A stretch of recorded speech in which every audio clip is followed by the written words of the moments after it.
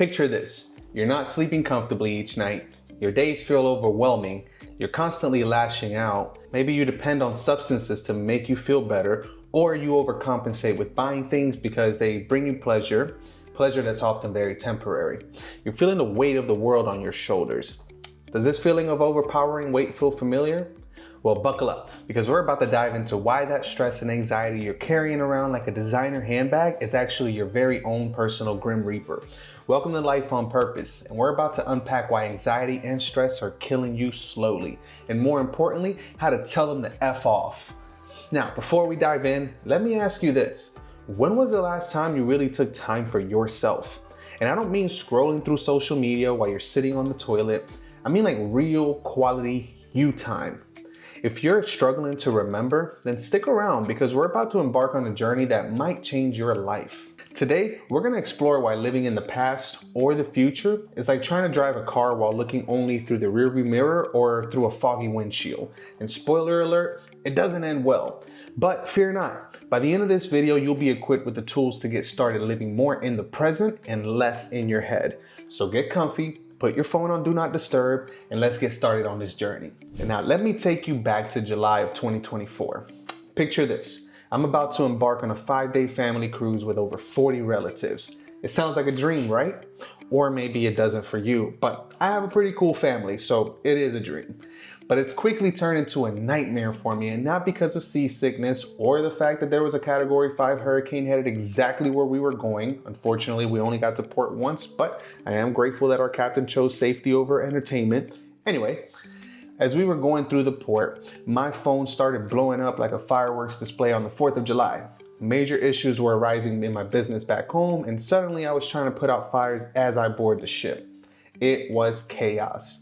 Instead of enjoying the moment and soaking in the excitement of the journey ahead with my children, with my spouse, and with my family, I was drowning in a sea of stress, and we weren't even out at sea yet. My new team needed help, and I felt like I was the only life raft that they had. Now, here's where it gets really good, or bad, depending on how you look at it. I had the brilliant idea of getting the Wi-Fi package on the boat so I could stay connected to my business. You know, because I couldn't possibly disappear for 5 whole days. And spoiler alert, this turned out to be a bad idea while on the ship, but looking back, I am grateful for it because it's what finally pushed me over the edge. And not the edge of the cruise though, the edge of like my anxiety and stress. Over the next 5 days, what was supposed to be a relaxing and magical time with my family turned into a stress fest of epic proportions. It was like Murphy's Law was the cruise director. Anything that could go wrong, did go wrong. I spent more time huddled in a corner of the ship trying to resolve issues than I did enjoying the sun or the company of my loved ones. I wore that stress like it was the latest fashion trend, constantly having to go away. I had this permanent look of stress on my face and a tension on my shoulders that could rival the tension in a political debate. And don't even get me started on the anxiety I felt every time we docked at a port and I lost Wi-Fi. It was as if I was physically tethered to my phone and my laptop. But here's the thing, as miserable as it was also necessary. It was the wake-up call I needed, the moment that I realized that something had to change. I was letting stress and anxiety slowly kill not just my joy, but potentially my health and relationships too. Coming back home was like emerging from a fog. I realized that if I didn't make some drastic changes, I'd be on a one-way trip to Burnout City, population me, unless you were also residing there in July of 2024. Maybe we could have got to know each other, who knows? But it was time to prioritize what truly mattered and learn to let go of the things that were dragging me down like anchors. Guess there's a lot of cruise puns here today. Hope you're ready for them. Now, I know what you're thinking. Great story, but how does this help me? Well, hang on tight because in this video, we're gonna dive into the actionable steps that I took to reduce anxiety and stress in my life. And trust me, if I can do it, anyone can. And I will tell you, I didn't come up with these. I learned these from other people that have absolutely helped me turn my life around, and I'm hoping to be able to do the same for you. Now, let's get a little nerdy for a moment and talk about the science behind why stress and anxiety are more than just uncomfortable feelings. They're literally killing you slowly. Did you know that chronic stress can lead to a whole host of health problems? We're talking heart disease, high blood pressure, diabetes, and even certain types of cancer. It's like stress is the ultimate multitasker, but instead of getting things done, it's slowly dismantling your body from the inside out. A study published in the Journal of the American Heart Association found that people with high levels of stress hormones in their blood or 36% more likely to develop high blood pressure. And that's right, your stress is giving your heart a workout it never asked for. And let's not forget about our good friend anxiety. Chronic anxiety has been linked to an increased risk of developing depression, substance abuse disorders, and even cognitive decline. It's like anxiety is playing a twisted game of Jenga with your mental health, pulling out blocks until the whole tower comes crashing down. But wait, there's more. The American Psychological Association reports that chronic stress can actually shrink your brain. Yes, you heard that right. Stress can make your brain physically smaller. It's like your brain is going on an unwanted diet, losing precious gray matter in areas responsible for things like emotional regulation, self-control, and memory as well. Now, I don't know about you, but I'd rather lose a few pounds around my waistline than in my brain. Can't afford to lose any more of that. So the next time you feel stressed, just remember, your brain might literally be screaming, "Help, I'm shrinking." Now, let me ask for your participation really quick. I want you to really stop and think about this question. When was the last time you really took time for yourself? And I mean really took time. Not just a quick shower where you're mentally going through your to-do list or all the things that you have to do today or tomorrow, or all the things that are stressing you out, or binge watching a show while simultaneously scrolling through your phone endlessly. Take a moment, pause this video if you need to, really reflect on this question. Now, let's dig a little deeper. What percentage of your day do you spend living in stress, depression, or anxiety? Is it 20%, 50%, 80%? And be honest with yourself. Now zoom out a bit. What percentage of your weeks or months would you categorize as good versus bad? If you're finding these questions difficult to answer, or if the answers are making you a bit uncomfortable, don't worry. That's actually a good thing. It means that you're becoming aware, and awareness is the first step towards change. You see, taking time for self-reflection isn't just some new age mumbo jumbo. It's a crucial part of maintaining your mental health and overall well-being. It's like doing a systems check on your personal spacecraft. You need to know what's working, what's not working, and what needs some maintenance. In the Bhagavad Gita, which is an ancient Hindu text, it puts it beautifully when talking about karma. It says the law of karma states simply that every event is both a cause and an effect. There is not merely an accidental, but an essential relationship between mental and physical activity. Given appropriate conditions to develop further, thoughts breed actions of the same kind, as a seed can grow only into one particular kind of tree. In other words, our thoughts breed actions, both mental and physical, which in turn breed results of the same kind.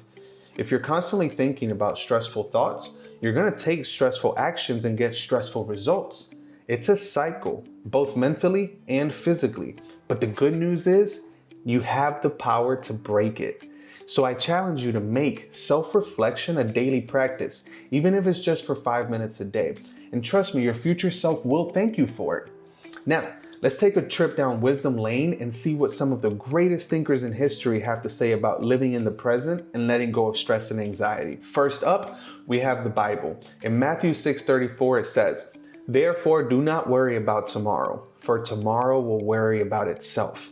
Each day has enough trouble of its own." Now, I don't know about you, but that sounds like pretty solid advice to me. It's like the Bible is saying, hey, you have enough on your plate today. Let tomorrow worry about itself. Now, moving east, we have the Tao Te Ching, which tells us, if you're depressed, you're living in the past. If you're anxious, you're living in the future.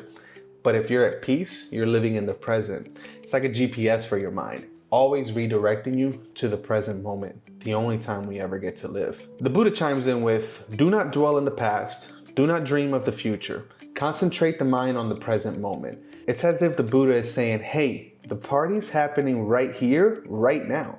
Don't miss out on it because you're thinking about the next one or one that already happened. And I'd like to add in Alan Watts, who said, I have realized that the past and future are real illusions, that they exist in the present, which is what there is and all there is. It's like Watts was telling us that worrying about the past or future is like trying to catch a cloud. It's just not going to happen. The Bhagavad Gita also offers some powerful wisdom. It states, yoga is the journey of the self, through the self to the self. This reminds us that the inner peace and purpose comes from within and not from external circumstances. All we get is the present, guys. We just get right now. the future and the past are both illusions in your brain. You are projecting a time in the timeline that is not here and that will never be here, because all you will ever get is now, the present. Before we dive into how to put these into practice, let's lighten up the mood a bit and look at some of the absurd ways that our mind creates stress and anxieties. It's time for some metaphors. First up, let's talk about how our minds often create stress-inducing thought patterns that are endless and often wrong. It's like your brain is a hamster on a wheel, running frantically but getting nowhere. You're expending all of this energy, but at the end of the day, you're still in the same cage, just more exhausted. Or how about this? Anxiety is like a really bad DJ at a party. The DJ keeps playing the same songs over and over and over, even though everyone's begging for something different. And just when you think he's gonna switch it up, he starts a remix that's even worse. Or stress, on the other hand, is like trying to juggle while riding a unicycle on a tightrope over a pool of hungry sharks, I'll say gators because I live in Florida, during a hurricane. Why would you hop on that unicycle? But here's the good news. You have the power to change the playlist, get off the hamster wheel, or just not get on the unicycle at all.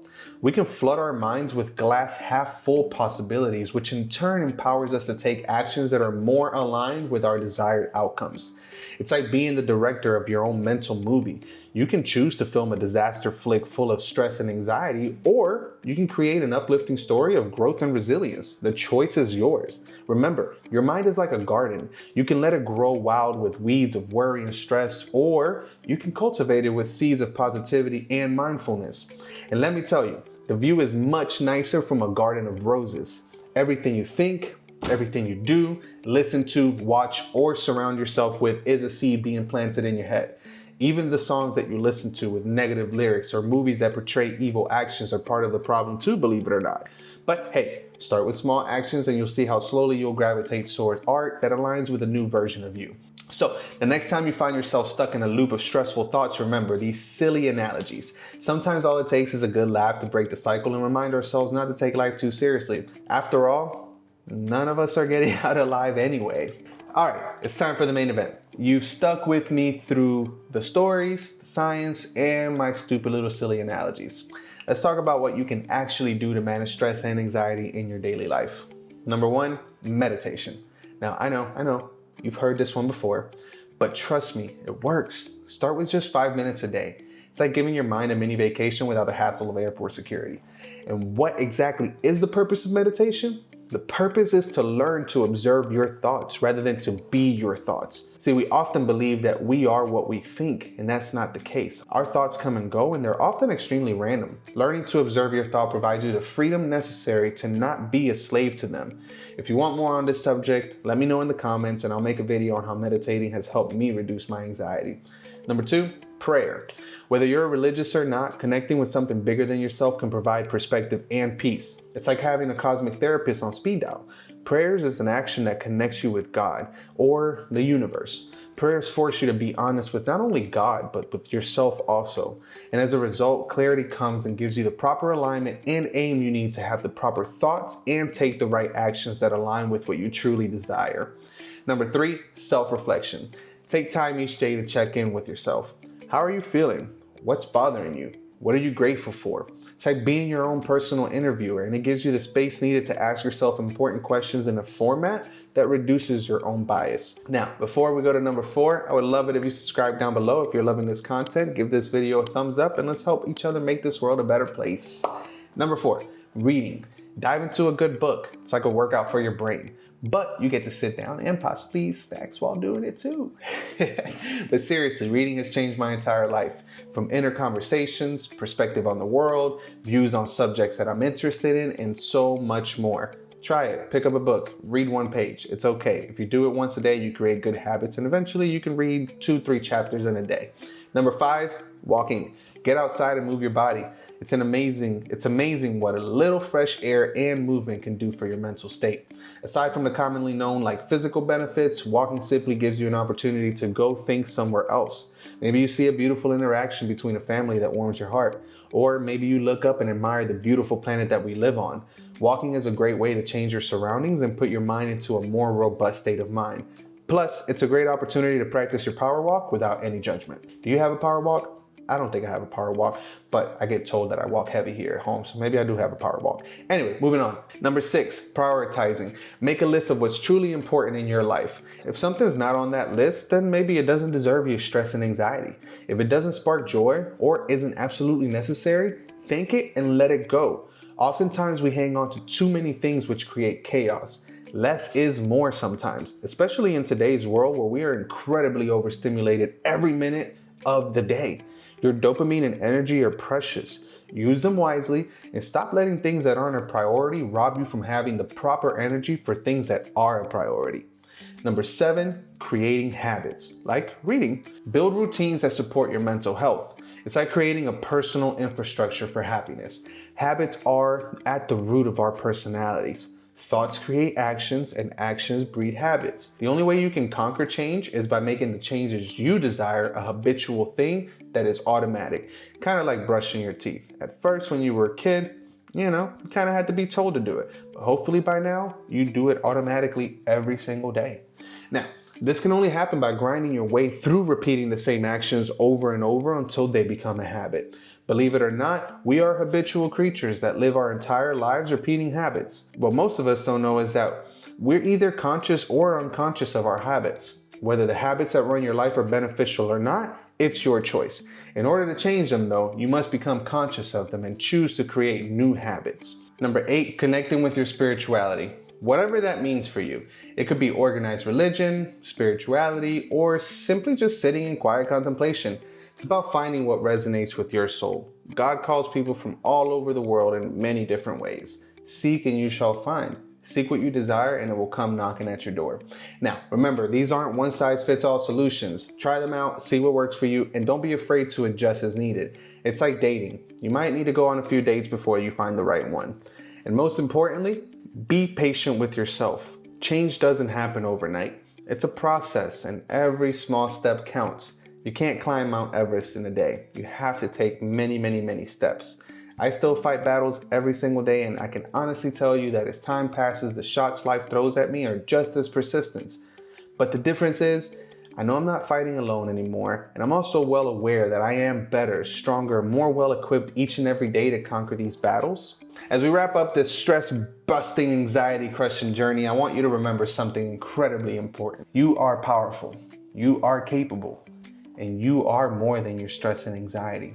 You have the ability to overcome anything in this lifetime if you truly commit yourself to aiming as high as possible and taking action each and every day to accomplish this.